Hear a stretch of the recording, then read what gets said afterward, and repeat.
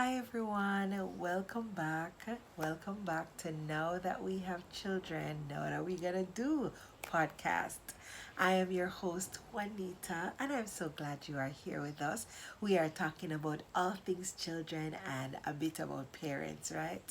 Now today it's a little chit chat with me, your host, getting to know me a little better and how I came to be doing this podcast right now. Now, I would love to share with you a little bit about my children and the journey, especially with my first child. I have three kiddos. One is 17, one is 3, almost 4, one is going to be 2 next year, so early next year. So, it's fun time at my house. I would like to talk with you today, share with you a little bit about my 17-year-old. He has special needs and I would love you to share in the journey with me. You can put your questions or comments down the bottom. You can like and subscribe so that you know when another video comes out, right? But today I'm talking about my special needs son because I would love to help you to understand how we have been journeying and what's been happening.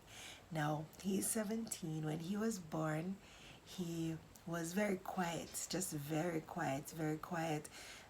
He didn't talk. He didn't cry much unless he was hungry or maybe wants to change. Just a little fuss. He just wouldn't cry a lot, and that was just interesting. I would just say, what a quiet baby. And as he was growing up, his large motor skills seemed to develop very quickly.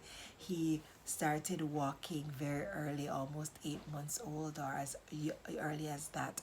And then he just started to run all the time. He would run all the time. I'd have to catch him all the time. And it was so interesting. Now, if any of you know my background, some of you might not, some of you might. Um, I grew up in a very difficult community and a very difficult family, and I was exposed to different things, you know, emotional abuse, sexual abuse, rape, etc. And so it was quite a number of traumas to overcome as I grew up. But I share that with you because my 17-year-old, he came out of one of those difficult situations. Anyhow, when he was young and when he was a baby and he didn't fuss much and he would cry, he wouldn't cry much. He would just be fussing if, of course, if something was wrong or he was hurt, you would hear him. When he started to walk, he would just run all the time, and that was very eventful. And of course, he is a boy, he wanted to explore the world.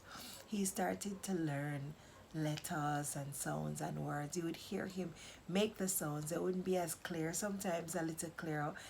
This is under 2, and so he was learning to speak. Then, when he was about 2 years old, he just began to slow down. Just slowed down and just got very delayed. He wouldn't talk or anything. He would go to school and just be very quiet. The years went on. Then he turned 5, going on 6. It may have been 4 going on 5. And he was at school, and his teacher suggested that I got him assessed because he was not progressing at school. And I was trying different things. I would teach him at home. So I got him assessed, and lo and behold, he was diagnosed maybe at 6 years old. They tend not to diagnose them earlier than 6 to keep watch that perhaps it could be delayed, but they would just grow out of it developmentally. So at 6 years old, he was officially diagnosed with mild, mixed receptive and expressive language disorder. I don't even use that term at home or use those words really. I would use his assessment to kind of understand how he learns and how we should help to teach him. So he started all sorts of therapies, speech therapy, behavioral therapy, some aspects of cognitive therapy, therapy that some therapies that I don't even remember their names. Anyways, he didn't do much. Um, he didn't progress much or very quickly, so he would still just be, if you pointed to something or he tried to get to gain his understanding or see if he would understand something, it would just seem like he was not understanding. Anyways, he was still going to school, in regular school. By the time he was 6 and diagnosed, he was put into a special school, special education unit at a prep school here in Jamaica. And he began to just be exposed to different things in different ways, different learning experiences. And he just had a God sent teacher, and he was with that teacher for um, maybe 4 years, possibly 4 years, maybe three. Now, I also I was also a single parent at that time, and I got married when he was 7 years old. Between 7 and 8 years old, we saw the most progress he had ever made. He started to retain his letters and sounds and made words. And when he was initially diagnosed, they said he wouldn't read, possibly if he learned how to read maybe in his early 20s or such, to kind of get him around things that he liked. He seemed to like music, and so they suggested that, and so on. Anyhow, that journey continued. Now, the journey of helping him to behave, usually when there is some kind of neurotypical or neurodivergent way of learning with our children, they tend to have a lot of difficulty in their behaviors, and that tend to come from difficulty with expressing, difficulty with communicating, difficulty with relating to parents. And so I worked hard on getting him to understand the standard of what good behavior was, and so on. And so we worked on that, and that was my focus, not necessarily his academics, but I would help him socially and I would help him behaviorally, and I would just work on that. When I go to the therapy sessions, I would learn some of the things that they did, and because it was not very easy and it was very expensive, so sometimes I wasn't able to take him, so I would learn the different therapies and then I would do them at home. And I would work part-time sometimes to be with him sometimes. And when I got married, there were seasons when I was able to stay with him at home, because then there was somebody helping to provide, of course. And so it continued. He began to transform. He began to learn how to read and he began to transform. But where he did his most progress was learning the scriptures, the Bible. I think there was no tension around it. There was no stress around it, about learning it quickly, no stress around having to retain it or to pass any exams or anything of that sort. And so it probably felt very easy to him. And we would read every night and he would learn the stories, and he would just love them. And he started to retain them. Um, he could tell you all the kings of Israel, when they were king and why they weren't king anymore, and who came after who, and it was just beautiful. And it gave us a platform to talk to him about behavior and so on. And he just learned to behave. Uh, when he went to school, oftentimes have he would be in a class, of course, with children who had either similar issues, mild issues, some severe developmental delays. And so he would be one of the few children who actually would listen to his teacher when she spoke to him and so on. Mind you, oftentimes to have friends or wanting to belong, he would model some of the bad behaviors of some of the stronger personality type, or stronger well, more out of control bad behavior children, truth be told. And so that was something we wanted to work on. Now as he was progressing, when we kept on reassessing him, he got better in terms of retaining and retrieving information. However, the delay was very apparent still, or the cognitive delay was very apparent still, and they suggested that we put him in more of a inclusive space, a space that is more mixed with, um, they would call it normal children and special needs children. And so we listened to that, and we went to a more inclusive space, a more mixed space, and he continued to do well, mainly behaviorally and character wise for sure. And he just developed. No, that journey was interesting. It was difficult, difficult, especially in the early years when it was just me and him. It was very difficult. Thank God I had my mother who supported me. She would take care of him when I'm at school or at work. She would also be supportive in that way. But my mom initially wasn't a Christian, so we didn't have the same values around character or behavior. So I would have to try to kind of watch over him in that regard. But it was difficult with installing some of the things. It took a long time for him to understand a lot of things, and it was an interesting journey. One thing I remember that stood out to me very, very well, he could probably be 8 or 9. He had difficulty. There was just delay in if he was going past something and it fell off or he hit it down. It was just be a delay in when he noticed or realized or it dawned on him that he just had an accident or something tumbled over, some kind of sensory delay. And I got the bright idea to kind of put a blindfold around his eyes and have him just walk around.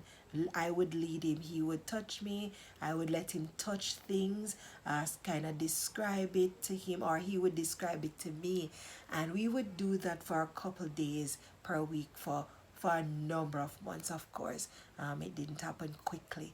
But he grew, I think, in other sensory areas.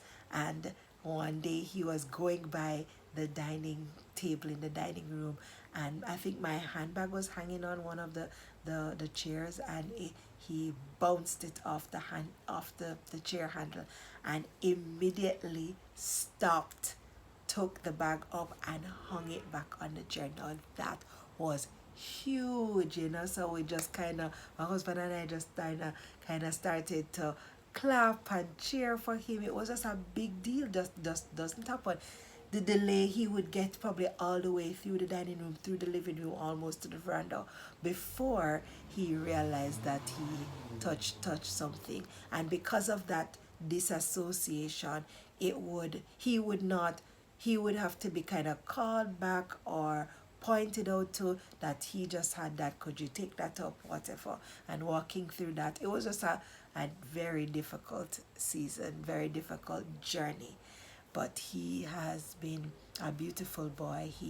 He's been just very good. He loves the Lord. He loves to pray. He loves to read the Bible. And that to me is big. He's very industrious and hardworking. He's a teenager now, so you have to remind him of his duties, about what his responsibilities. He would work out in the yard sometimes and clean up after himself and so on, cleans his bathroom and so on. What helped him a lot when he was growing up was schedules and signs in his room, to think about how somebody could be feeling if you are not being kind to them. If he's having a shower, he would have a list on the wall of all the places he's supposed to wash and clean, so that he, as he was learning to bathe, he would have a reminder. And he just grew, he grew. One of the differences with my children now that I see is that I didn't get to see all his likes and dislikes very early in his life because he just didn't know how to communicate. He didn't seem to have much of a preference.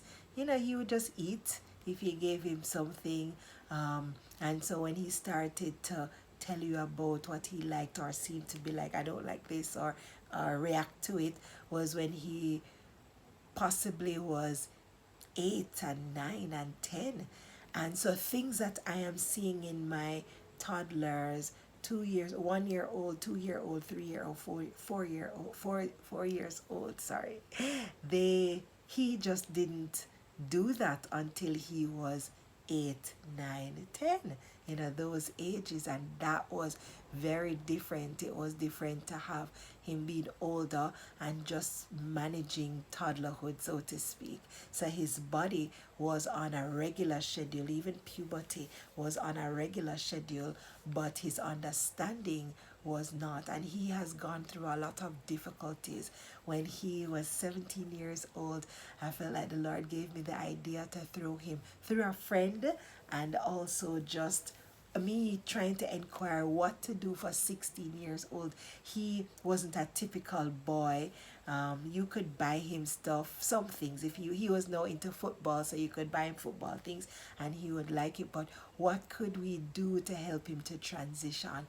And somebody shared with me that they had a bat mitzvah for their daughter, and that in the Jewish community is when the children is coming of age. Now he was 16, not 13 like in the Jewish community, but because of the delay, it would almost be the right time. So 16 was a good time for him, and we threw him a bar mitzvah, almost like a little prayer meeting with all the people who were in his life when he was younger, seeing him coming up, a few persons, to just pray with him, pray over him.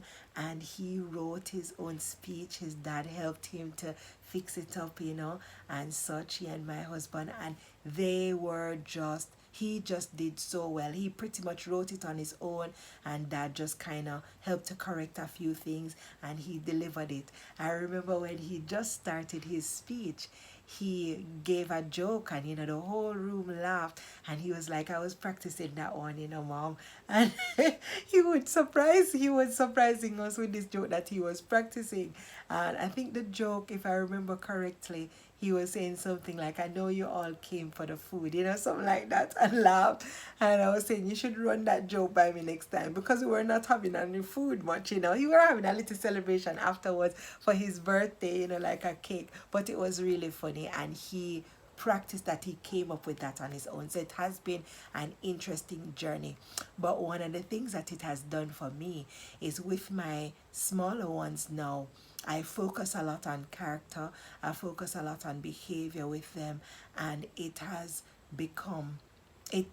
seemed a bit easier to install. I just have to remember to respond right away. I don't wait. I don't say to them, don't do that, and call to them a few times before I get up and go. Change their position, take it from them if I'm asking them for it. So it has taught me a lot in terms of behavioral training, and that has been good. And also to be more proactive. So even though they seem a lot more normal, they are very quick. They're actually above average, these two. They are very quick. And so I tend to still do a lot of games with them, games around interruption, just teaching them. When you have games, then the consequences are not so dire if they make a mistake, but they can learn what it is to make a mistake in those situations. So now they can have games around that, games around just waiting your turn and stuff like that. And so I'm just a lot more proactive, and I'm grateful. The journey was difficult, but it has taught me a lot, and he is so loving in terms of just hugging and saying I love you, and that changed my culture because I didn't grow up that way, and it helped me a lot. So sometimes you wonder why you, and you wonder if you did something wrong, kind of a thing in life, or if life was difficult. Like for me, I wondered what else could be added to this. But sometimes, a lot of times, these things happen to build us, to encourage us, and also to teach us. Maybe you are the special one, and not that something is wrong with you, but something is right with you. And so, learning to change the narrative in my mind helped me a lot to be able to grow in motherhood. I have a long way to go, and we will be on this journey together. So I just wanted to share with you a little bit of my background and with my children, especially my special teenager, and just have you walk in this journey with me. I hope that it has encouraged you, it has given you some tips and ideas, it has just encouraged your heart, to stick to it, to keep on going, because you will reap what you plant for sure. And if you continue in the good work and not faint, not grow weary, you will reap a harvest for sure.